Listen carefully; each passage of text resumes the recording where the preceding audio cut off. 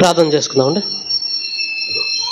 ప్రేమ గలటువంటి మా కన్న తండ్రి, గడిచిన కాలం అంతా కాచి కాపాడుతూ పోషిస్తూ సంరక్షిస్తూ తండ్రి, ఈ యొక్క రాత్రి కాల ఈ యొక్క పునరుద్ధానపు కాలపేల తండ్రి, మీ పిల్లలుగా తండ్రి మేము కూడుకొని మీ యొక్క మాటలను తండ్రి ధ్యానించుకునేటువంటి భాగ్యాన్ని చిన్నకు తండ్రి మీకు ఎంతగానో వందాలు కృతజ్ఞతలు చెల్లిస్తున్నాను మా కన్న తండ్రి.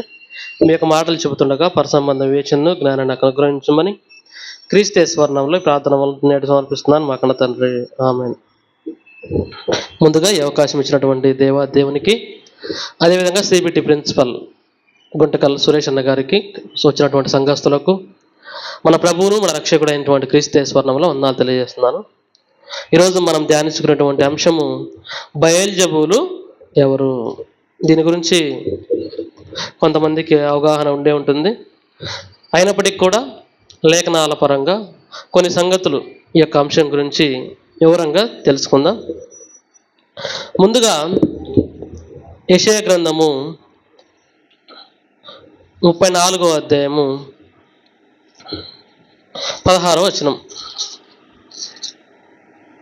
యెషయా గ్రంథము 34వ అధ్యాయము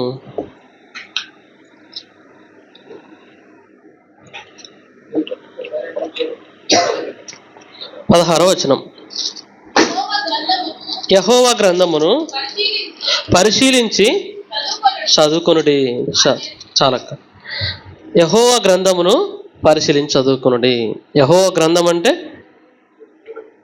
ఈ యొక్క మన చేతుల్లో ఉన్నటువంటి పరిశుద్ధ గ్రంథం అని బైబిల్. ఈ గ్రంథం ఎలా చదువుకోవాలో రాపిచ్చినటువంటి దేవుడే చెబుతున్నాడు. ఏమని? యెహోవా గ్రంథమును పరిశీలనగా చదువుకోండి. అంటే బైబిల్ను ఎలా చదువుకోవాలంటున్నాడు దేవుడు? పరిశీలనగా, అంటే రీసెర్చ్. అంటే ఒక్క విషయాన్ని ఏదో అక్షరార్థముగా చదివి వదిలివేయకుండా ప్రతి దానిని మీరేం చేయాలి? పరిశీలన అంటే చాలా జాగ్రత్తగా దాని గురించి ఆలోచించి మీరు నేర్చుకోవాలి, చదువుకోవాలంటున్నాడు. అది దేవుని యొక్క సంకల్పం. అంతేకాకుండా పౌలు గారు కూడా తిమోతి గారికి చెప్తూ, తిమోతి గారికి రాసినటువంటి 2వ పత్రిక 2వ అధ్యాయము 15వ వచనం. దేవుని ఎదుట యోగ్యునిగాను సిగ్గుపడనక్కర్లేని పనివానుగాను సత్యవాక్యమును సరిగా ఉపదేశించువానిగాను నిన్ను నీవే దేవునికి కనపరుచుకొనుటకు జాగ్రత్త పడము. సత్యవాక్యమును సరిగా ఉపదేశించువానిగాను. కింద చూసినట్లయితే మూల భాషలో సరిగా విభజించువానిగాను. అంటే వాక్యాన్ని చదువుకునేటప్పుడు ఏం చేయాలి? లేదా చెప్పేటప్పుడు ఏ విధంగా చెప్పాలి?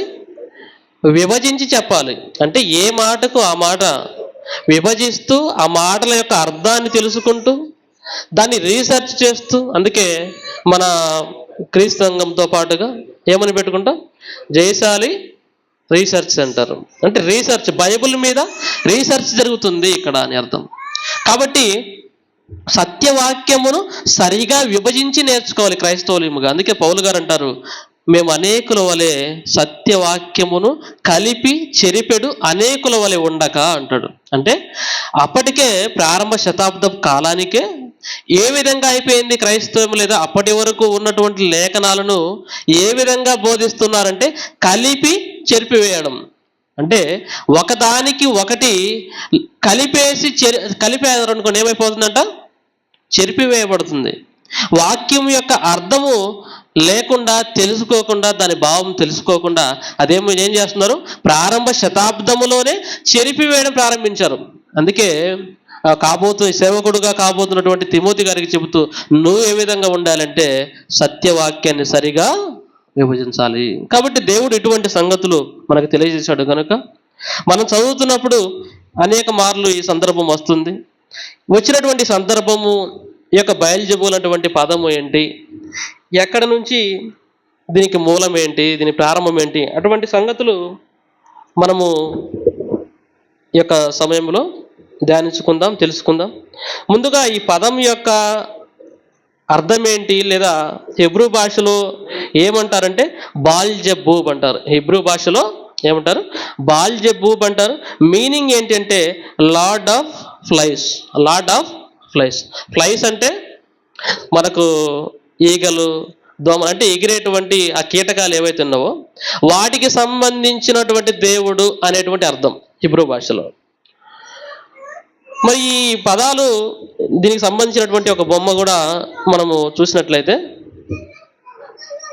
సురేష్ అన్నకు వాట్సాప్ చేసినది, అది స్క్రీన్ పైన ఆయన అది ఈగ లాంటి ఒక రూపాన్ని చేసుకొని వాళ్ళు పూజించడం మొదలుపెట్టారు. కాబట్టి బయల్జబూల్ అనేటువంటి పదము ఎక్కడిది హిబ్రూ భాషలో ఏమని పలుకుతారంటే బాల్జబూబ్ అంటారు. దీని మీనింగ్ ఏంటి, అర్థం ఏంటి అంటే lord of flies. Lord of flies అని అర్థం. అయితే ఈ పదానికి సంబంధించి యేసుక్రీస్తు వారిని అన్నటువంటి సందర్భాన్ని మనం చూసినట్లయితే క్రొత్త నిబంధనలో మత్తయి సువార్త 12వ అధ్యాయము,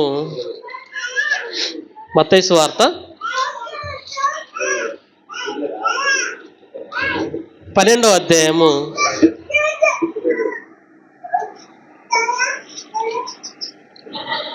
24వ వచనం. పరిసయ్యులు ఆ మాట విని వీడు దయ్యములకు అధిపతి అయిన బయల్జెబూలు వలననే దయ్యములను వెళ్ళగొట్టుచున్నాడు గాని మరి ఒకని వలన కాదనిరి. యేసుక్రీస్తు వారు ఆనాడు తన గురించి చెప్పబడినటువంటి ప్రవచనాల ప్రకారముగా ఆయన భూమి మీద జీవించినటువంటి దినాల్లో అనేకమైనటువంటి స్వస్థతలు జరిగించాడు, అనేక మందికి వాక్యాన్ని బోధించాడు. ఆ తర్వాత దెయ్యాలను కూడా చాలా మందికి వెళ్ళగొట్టాడు. ఈ సందర్భంలో కూడా ఒక వ్యక్తికి దెయ్యం పట్టినటువంటి గ్రుడ్డివాడు, మూగవాడు అనేటువంటి ఆ వ్యక్తికి దెయ్యం వెళ్ళగొట్టిన తర్వాత అప్పటికే యేసుక్రీస్తు వారి దగ్గర అనేకమైనటువంటి ఆయన మీద తప్పులు, నిందలు మోపాలని తిరుగుతున్నటువంటి వారు, ఒక శాస్త్రులు కావచ్చు, పరిసయ్యులు కావచ్చు, సద్దుకాయలు కావచ్చు, వీరు కూడా ఇశ్రాయేలులో ఉన్నటువంటి వారే, వారిలో నుండి వచ్చినటువంటి తెగలే వీరు కూడా.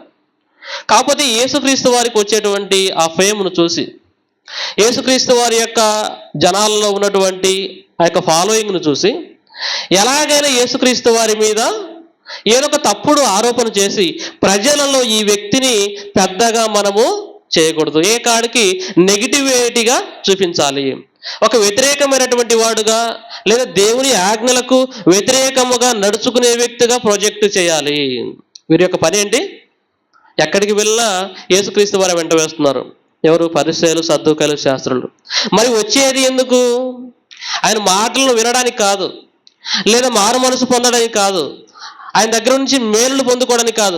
ఆయన ఏమైనా చేస్తే ఆయన మీద నింద లేదా నేరాన్ని మోపడానికి వెంట తిరుగుతూ ఉన్నారు వీరు. తిరుగుతున్నటువంటి వీరు యేసుక్రీస్తు వారు చేస్తున్నటువంటి స్వస్థతలను చూసి ఏమంటున్నారు? ఇతడు దెయ్యములకు అధిపతి అయిన బయల్జెబూలు వలనే కానీ మరి ఏ విధంగా కాదు. దెయ్యాలు వెళ్ళగొడుతున్నాడంటే అర్థం ఏంటి?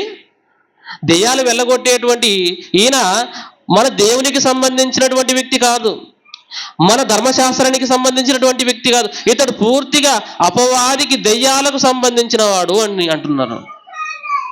ఇదే మాటలు లూకాసు వార్త 11వ అధ్యాయంలోను, మార్క్స్ వార్త 3వ అధ్యాయంలోను మనం చూస్తూ ఉంటాం. అయితే ఈ బయల్జెబూలు అనేటువంటి మాట పాత నిబంధన గ్రంథంలో ఎక్కడుందని మనం చూసినట్లయితే రాజులు 2వ గ్రంథము, రాజులు 2వ గ్రంథము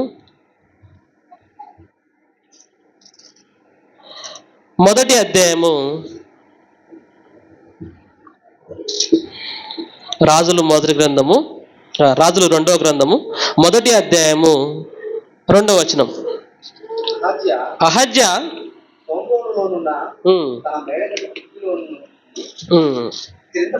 కింద పడి రోగి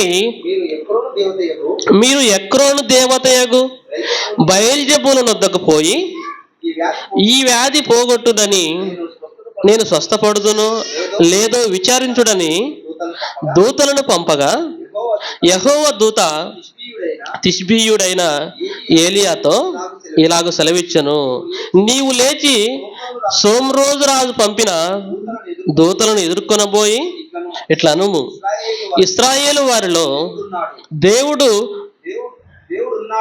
దేవుడన్నవాడు లేడనుకొని ఎక్రోను దేవత అయిన బయల్జెబూబు వద్ద మీరు విచారింపబోతున్నారా? జరిగినటువంటి సందర్భము, ఇక్కడ ఒక రాజు ఉన్నాడు.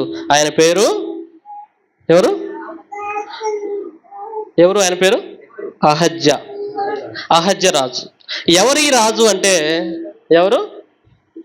ఇజ్రాయేలీయుల రాజు. అహజ్య ఇజ్రాయేలుల రాజు. ఎందుకంటే అహజ్యాలు ఇటు యూదా రాజుల్లో కూడా ఉండడం మనం గమనిస్తాము. అయితే ఈ సందర్భంలో చెప్పబడినటువంటి రాజు ఎవరు? అది ఇశ్రాయేల్ రాజు. మీరు కింద ఈ అధ్యాయం అంతా చదివితే షోమ్రోను రాజు అని రాయబడింది. ఎవరు? షోమ్రోను రాజు. ఎందుకంటే ఇజ్రాయేలీలు ఉమ్మడిగా ఉన్నప్పుడు విభజితము కాని ఐక్య ఇశ్రాయేల్ మీద రాజులుగా ఉన్నటువంటి వారెవరు? మొట్టమొదటి రాజు సౌలు, ఆ తర్వాత దావీదు గారు తర్వాత సొలొమోను గారు తర్వాత ఆయన కుమారుడైన రెహబాము కాలంలో ఏమైపోయింది?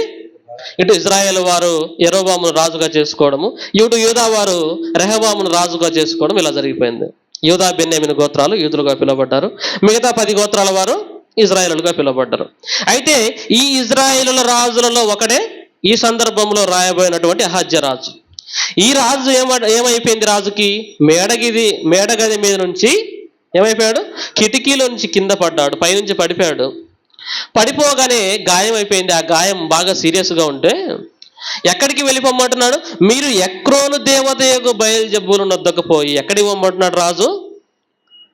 ఎక్రోను దేవత యొద్దకు పోండి. అప్పుడు ఆ కాలంలో ఉన్నటువంటి ప్రవక్త ఏలే గారు, అసలు ఇజ్రాయేలులో దేవుడు అనేవాడు లేడనుకొని అక్కడికి వెళ్ళిపోతావా ఎక్రోనుకు అని వార్నింగ్ ఇస్తాడు రాజుకి. కాబట్టి అప్పటికే ఇజ్రాయెల్ రాజులు చాలా మంది చెడిపోయిన వారు ఎక్కువ మంది ఉండడం మనం గమనిస్తూ ఉంటాం. యోధ రాజుల్లో అయినా కొంతమంది దేవునికి అనుకూలంగా బ్రతికిన వారు ఉన్నారు, కానీ ఇజ్రాయెల్ రాజుల్లో దాదాపుగా దేవునికి వ్యతిరేకులైనటువంటి వారే, విగ్రహారాధనకులైనటువంటి వారే. ఎవరు ఈ బయల్జెబూలు అంటున్నాడు? ఈ బయల్జెబూలు అనేది ఎక్రోను యొక్క దేవత. ఏది? ఎక్రోను దేవత. మరి ఈ ఎక్రోను ప్రాంతం ఎక్కడ ఉంది? అసలు ఎవరిది ఈ ప్రాంతము? మనం చూసినట్లయితే యెహోషువ గ్రంథము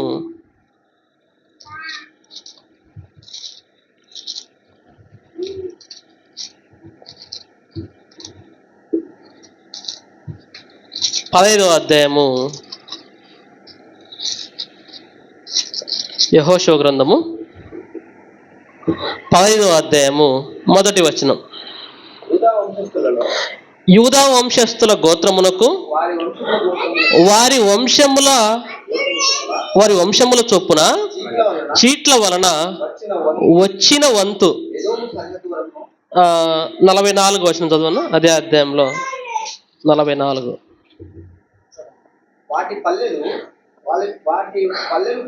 వాటి పల్లెలు పోగా 9 పట్టణములు, ఎక్రోను దాని గ్రామములను పల్లెలను, ఎక్రోను మొదలుకొని సముద్రం వరకు అష్టోదు ప్రాంతమంతయు. ఈ ప్రాంతం ఎవరిది అంటే, మొట్టమొదటిగా ఈ ఎక్రోను అనేటువంటి ప్రాంతము ఎక్కడ ఉంది అంటే కనాను దేశంలో ఉంది. ఎక్కడ ఉంది? దేవుడు అబ్రహాము సంతానమునకు ఇచ్చినటువంటి స్వాస్థ్యం ఏది? కనాను దేశం. మోషే గారి నాయకత్వంలో అక్కడి నుంచి, ఐగుప్తు నుంచి తీసుకొని రాబడిన తర్వాత మోషే గారు చనిపోవడం, యెహోషువ గారి నాయకత్వంలో ఏం జరుగుతుంది? కనాన్లోనికి ప్రవేశించిన తర్వాత ఆ కనాను భూభాగం అంతా గోత్రముల చొప్పున సరిహద్దులు. ఎందుకంటే మీరు భవిష్యత్తులో గొడవలు ఆడుకోకుండా ఎవరి ప్రాంతం వారికి డివైడ్ చేసి ఇస్తున్నారు. అయితే మనము ఎక్రోన్ అనేటువంటి ప్రాంతము ఎక్కడ ఉంది అంటే యూదా వంశస్థులకు వచ్చినటువంటి స్వాస్థ్య భాగంలో ఉంది. ఎక్రోన్ ఎక్కడ ఉంది? యూదా వంశస్థులకు వచ్చినటువంటి స్వాస్థ్య భాగంలో కనాను దేశంలో ఉంది. ఇది ఎక్రోను. మరి ఈ ఎక్రోను ఏమైపోయింది తర్వాత అంటే, న్యాయాధిపతుల గ్రంథము 13వ అధ్యాయము, న్యాయాధిపతుల గ్రంథము 13వ అధ్యాయము 1వ వచనం. ఇశ్రాయేలీయులు మరలా యెహోవా దృష్టికి దోషులు కాగా యెహోవా 40 సంవత్సరములు వారిని ఫిలిష్తీయుల చేతికి అప్పగించెను. మరలా ఇజ్రాయేల్ పరిస్థితి ఎటువంటిది తెలుసా? ఐగుప్తు బానిసత్వమే ఆ ఇనుప కొలిమి అన్నాడు. ఎటువంటిదంట? ఇనుప కొలిమి ఎలా ఉంటుంది? ఆ దగ్గర ఉన్న వాళ్ళకే విపరీతమైన వేడి ఉంటుంది. మనం అప్పుడప్పుడు యూట్యూబ్లో చూస్తుంటే ఆ ఇనుప కమ్మీలు తయారు చేసే వారికి నీళ్లు కొడుతుంటారు పక్క నుంచి. ఆ వేడికే శరీరం అంతా హూనం అయిపోయేటువంటి పరిస్థితి. మరి ఐగుప్తులో ఉన్నటువంటి బానిసత్వము కూడా ఇశ్రాయేలు ప్రజలది ఎటువంటిది? ఒక ఇనుప కొలిమి లాంటిది అన్నాడు దేవుడు. మరి అక్కడ నుంచి తప్పించుకొని రాబడి ఒక పాలు తేనెలు ప్రవహించే సమృద్ధికరమైనటువంటి కనానులోనికి ప్రవేశించిన తర్వాత కూడా వీరిలో ఏమైనా మార్పు వచ్చిందా అంటే లేదు. మరలా యెహోవా దృష్టికి దోషులు కాగా మరలా దోషులుగా అయిపోతున్నారు. అంటే వీళ్ళు మారడం లేదు ఇశ్రాయేలీయులు. ఎప్పుడు చూసిన విగ్రహారాధనకు లోనైపోతూ దేవునికి వ్యతిరేకంగా బ్రతుకుండేసరికి దేవుడు వారిని నలగొడుతూనే ఉన్నాడు. ఏ విధంగా నలగొడుతున్నాడు? ఎవరో ఒకరి చేతి కింద బానిసలుగా పెట్టేస్తున్నాడు వీరిని. ఇక్కడ కూడా చదవబడినటువంటి లేఖన భాగంలో ఇశ్రాయేలీయులను దేవుడు ఎవరికి అప్పచెప్తున్నాడంట? ఫిలిష్తీయులకు, వారి అన్యజనులు. 40 సంవత్సరంలో అప్పచెప్పేసరికి ఫిలిష్తీయులు ఏం చేశారో తెలుసా? ఈ ఇశ్రాయేలు పట్ల కనాను దేశంలో ఇందాక మనం చదువుకున్నటువంటి ఎక్రోను భాగం అయితేనేమి, కనానులో ఉన్నటువంటి కొన్ని ప్రాంతాలను ఆక్రమించేసుకున్నారు. ఎవరు? ఫిలిష్తీయులు. కనానులో ఉన్నటువంటి కొన్ని ప్రాంతాలను ఫిలిష్తీయులు ఏం చేసేసుకున్నారు? ఆక్రమించుకున్నారు. దేవుడు వారికి అప్పగించాడు కనుక. మళ్ళీ సమూయేలు గ్రంథంలోనికి మనం చూసినట్లయితే సమూయేలు మొదటి గ్రంథము 7వ అధ్యాయము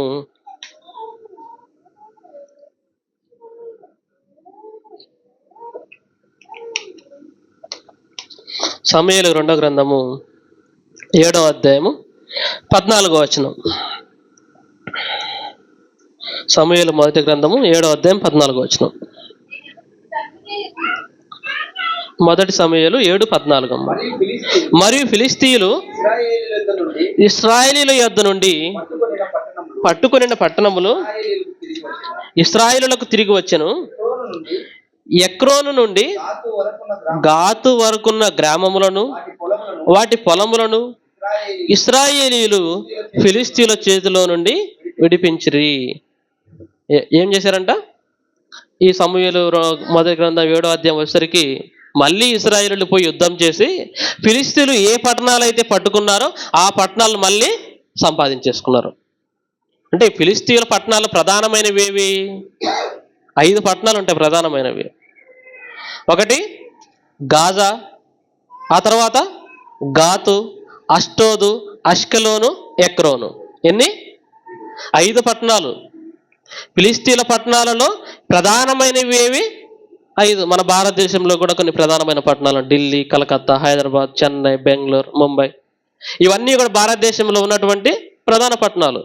ఫిలిష్తీయుల్లో కూడా ఈ 5 అష్టోదు, గాజా, అష్కెలోను, గాతు, ఎక్రోను, ఈ 5 ఎవరికి సంబంధించినవి?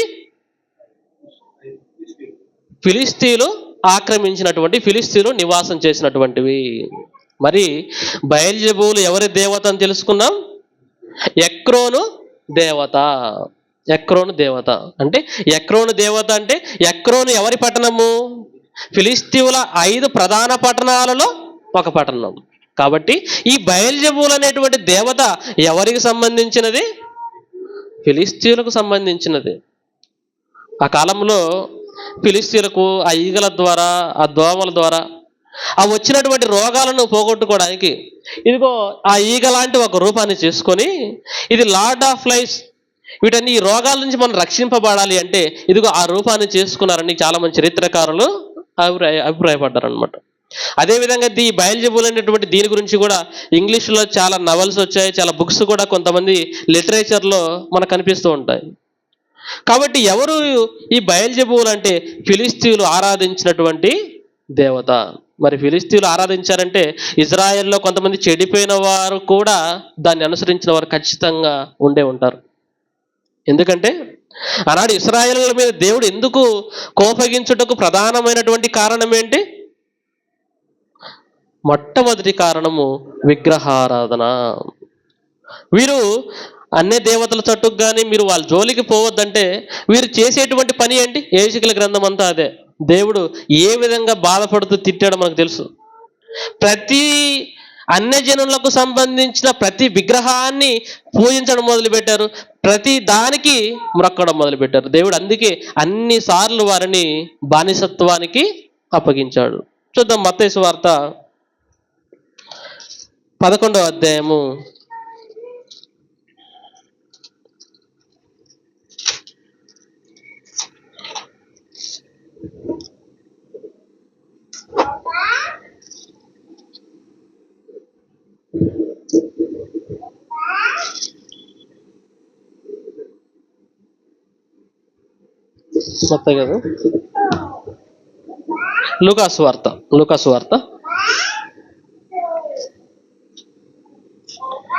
11వ అధ్యాయము 18వ వచనం. సాతాను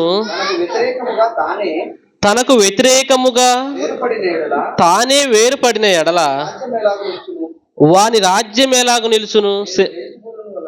ఇదే మాట మత్తయి సువార్త 12వ అధ్యాయము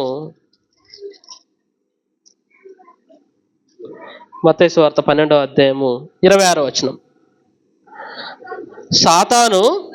సాతానును వెళ్ళగొట్టిన ఎడల తనకు తానే విరోధముగా వేరుపడును, అట్లయితే వాని రాజ్యం ఎలాగో నిలుచును. సాతానును వెళ్ళగొట్టిన ఎడల, సాతాను అంటే ఆల్రెడీ అపవాది ఉంది, మళ్ళీ సాతానును వెళ్ళగొట్టిన ఎడల అంటే యేసుక్రీస్తు వారి మీద వారి మోపిన నింద ఏంటి? వీడు దెయ్యములకు అధిపతి అయిన బయల్జెబూలు వలన దెయ్యాలు వెళ్ళగొట్టుచున్నాడు అన్నారు. అంటే ఒక దెయ్యము చూస్తే ఇక్కడ అపవాది కనపడుతుంది, మరొక దెయ్యం అంటే ఎవరు? బయల్జెబూలు.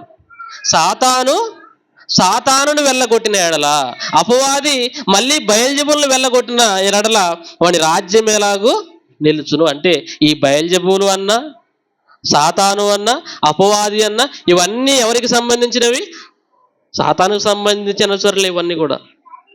సాతానుకు ఉన్నటువంటి పేర్లు సాతాను, అపవాది, ఘటసర్పము, నరహంతకుడు, ఇంకా చాలా పేర్లు ఉన్నాయి బైబిల్ గ్రంథంలో. ఈ బయల్జెబూలు అనేది కూడా ఇదే అపవాదికి సంబంధించిన అనుచరులే. కాబట్టి బయల్జెబూలు ఎవరంటే అది ఒక ఎక్రోను దేవత.